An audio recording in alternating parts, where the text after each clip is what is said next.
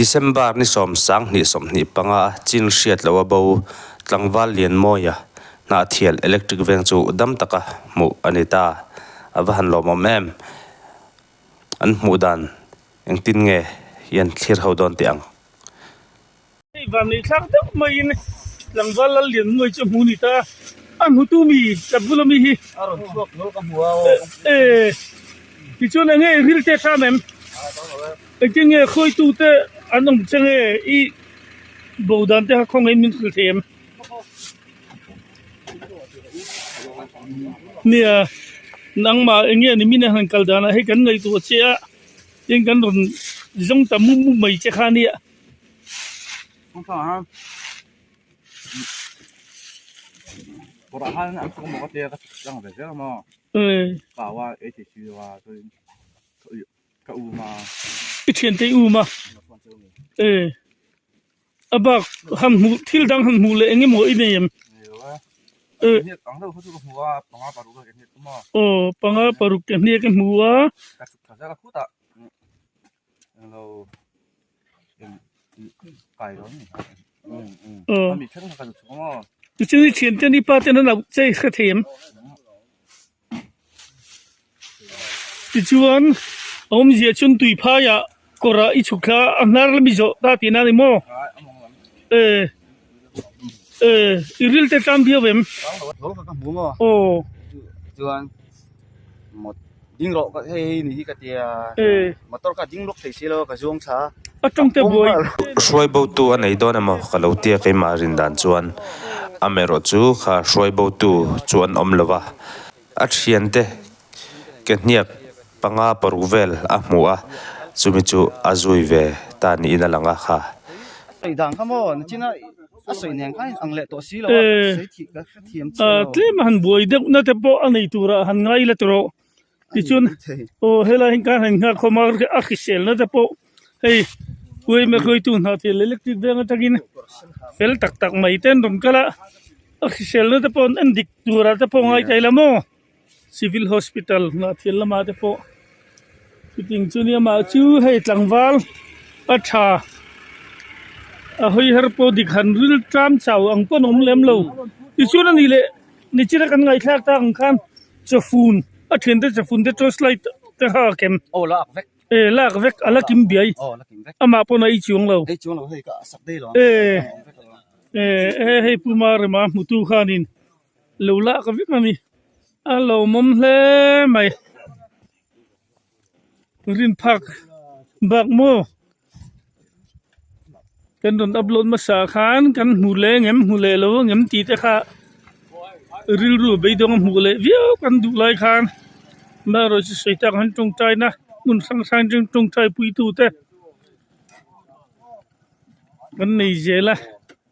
I hen hin dakin ka han hule ta khan ni ya lo mom hle mai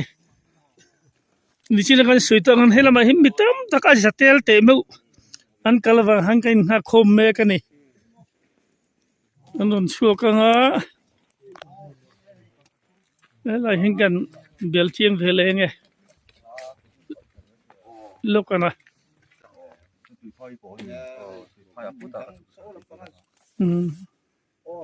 chon ting ron hole ku ta I kai lon a honin thing sai pa lo mo siam I di kai don kasia ye kai don chu ki ma lo ma le ki ma khamo kasia ka pa jan lo chukam ka dia chuan dar som tang kom to a no no chuk lo tu ma to lo dia ni ka to chuanin an ma ni ka event zo ka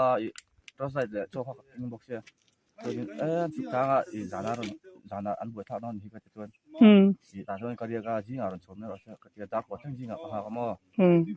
chuanin an ron chok the si lawa an ho chola I kita le ya tangin I dar ni va thang ma min tia ka ron chok cha ra le ya an ron chok tùy phai le chak ring kar le ya khan nang ma chin ril ru eng ma bui nom lo ni chu atro che funia tu te poi la khevek ma ya ama a om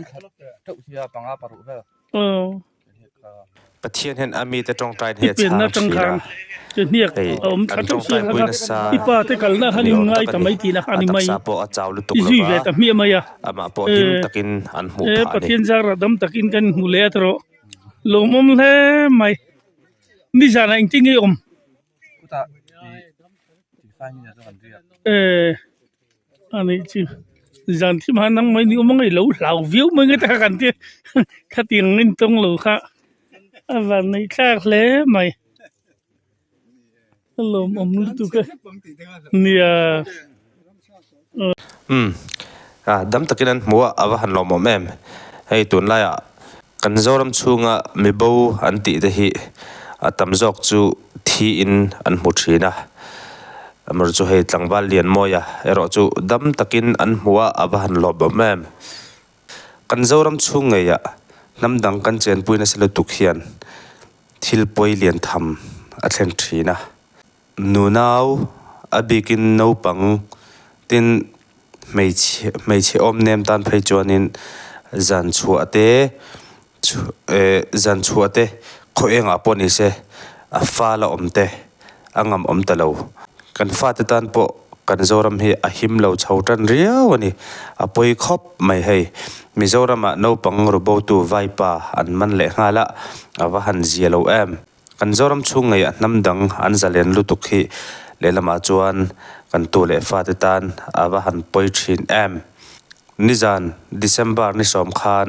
Aizawl district Samlukhai khuwa no pang pakhat chu mi kut noya in hlo fa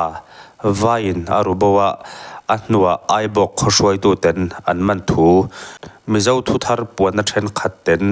an tar lang ngal ani kumtling lo Samlukhai no pang rukbo ani thu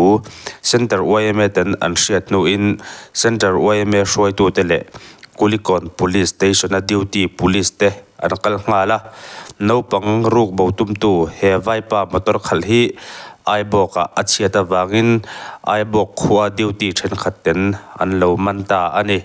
Aizawl SP le additional SP ke ishuaina in police te po in ti tur tul ang te tingal zungin aiboka duty ten an lo man vai no pang rukbo tumtu chu an man ngala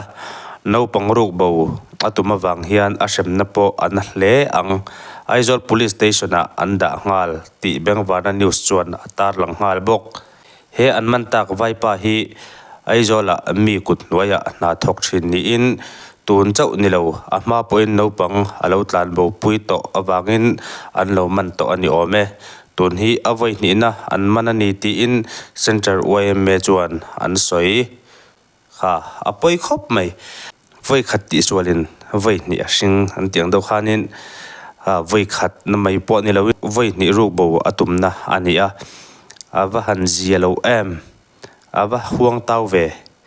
a ngal hle maya soyang khain namdang kan da zalen lutuk le na thoka kan chorna salutuk po hi le lama chuan apoi na chin hi a om tlat abikin no pang